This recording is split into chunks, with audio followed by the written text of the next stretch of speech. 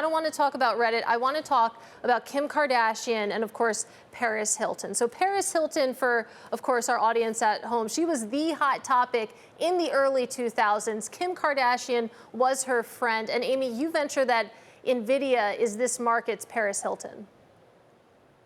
I do. You got to write what you know, right, Katie? So if you're my age, then you remember the time when Paris Hilton was the OG, and to me, that's Nvidia. You really see that in the momentum cycle. And so the question investors are asking is, well, who are the Paris Hilton adjacent names that become the Kim Kardashians of the future? That's really what we're asking with options, and you see that in the skew demand, in the sentiment where the call demand really outweighs the put demand. So in some degrees, it's kind of moved away from Nvidia into a lot of other semis names. And then interestingly, also into the crypto-based names like Coinbase and Robinhood, where the trading is active there. And I think it's very interesting because essentially investors are saying, where's the next momentum cycle? Because they know obviously that there's a gamma cycle attached to that. There's that idea of momentum begetting momentum. So, who are the future Kims, not necessarily who are the current Parises.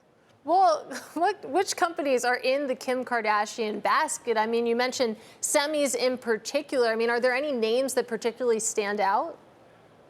Yeah, so when we had initially done this analysis, Micron had actually not reported yet. It was among their AMD, Adobe is another one. A lot of these have very near-term catalysts that we're watching for. A lot of the names in the SMH, which shouldn't surprise you, but then as I mentioned, also the crypto-based names like Robinhood and Coin, where there's that sort of meme element to it that almost harkens back to AMC and GameStop back in 2020 and 2021. So even though, of course, Kim Kardashian has sort of displaced Paris Hilton in terms of mind share when it comes to the celebrity landscape, Paris and Nvidia, I mean, they can stay hot for a long time. When you take a look at how people are positioned around Nvidia, I mean, is there anything priced in terms of them actually losing that mind share?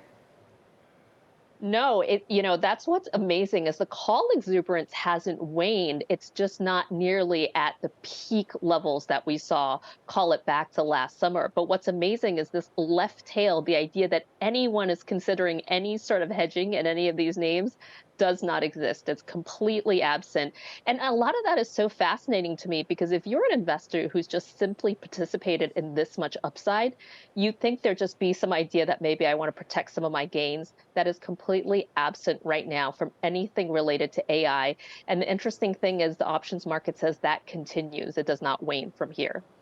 And of course, we're talking about A-list, B-list celebrities, but let's go down the list because one of the names that has really popped out in the past couple weeks is Supermicro computers, of course, really coming out of nowhere. And I mean, how is that reflected when you take a look at the derivatives markets? These names that hadn't really been on the radar in the same way that some of the other names that we're talking about are.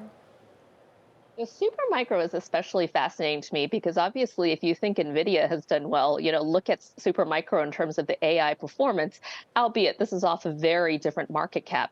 But what I would say here is the first early footprints that you got was this skew inversion, this idea that call demand really began to start outweighing put demand.